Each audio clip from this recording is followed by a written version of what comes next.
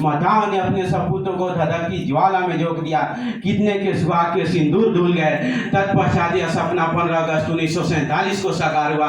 इस दिन जनजीवन ने नई करवटें ली, नई ताजगी का बोध हुआ और एक नई स्फूर्ति की लहर मन प्राण को आंदोलित करने लगी। इसी दिन करोड़ों देशवासियों को एक नई उम्मीदें और गरीबी, बेरोजगारी, असमानता, शिक्षा और भूखमरी जैसी अनेक समस्याओं से आज़ादी पाने का, निदान पाने का विश्वास जगा। 15 अगस्त 1947 के बाद हमारा देश विकास की सीढ़ियों पर चढ़ना आरंभ कर चुका था।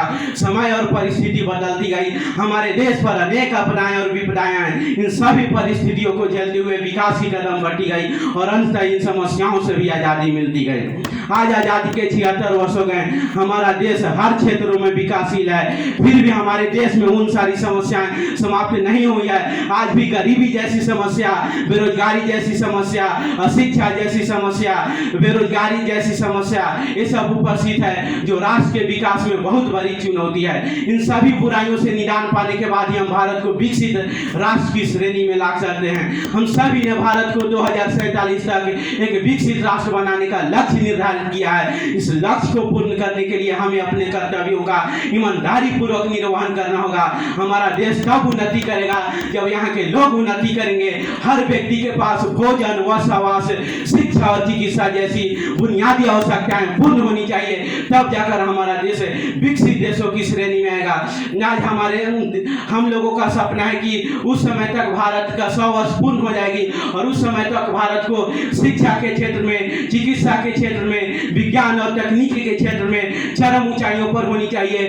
कृषि और उद्योगों को उन्नत होनी चाहिए। उस समय तक भारत को महंगाई, भ्रष्टाचारी और बेरोजगारी जैसी समस्याओं से निदान पाना चाहिए और उस समय हमारा महिला सशक्तिकरण पर बल होगा ताकि समाज में महिलाओं को भी पुरुषों के समान अधिकार हो और वे भी देश के विकास में अपनी योगदान दे सके। उस समय तक हमारे देश के किसान खुशहाल होंगे, उन सबों की स्थितियों में सुधार होगी।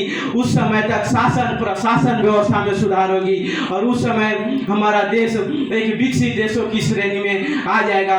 आज भी हमारे उस समय तक पूरे देश के हर एक नागरिक, प्रत्येक नागरिक शिक्षित होंगे, जिससे कि हमारे देश के प्रत्येक और सब नागरिक के बीच से सांप्रदायिक तनाव समाप्त हो जाएगी, जिससे लोग आपसी सौहार्द एवं भाईचारे के साथ मिलकर रहेंगे। आज भी हमारे देश में अलग अलग धर्म हैं, अलग अलग संप्रदाय हैं, अलग अलग भाषाएं हैं, अलग अलग विचारधारा हैं, फिर भी सब मिलकर एक साथ भाईचारे के साथ शांति पूर्वक रहते हैं और यही हमारे देश की पहचान है।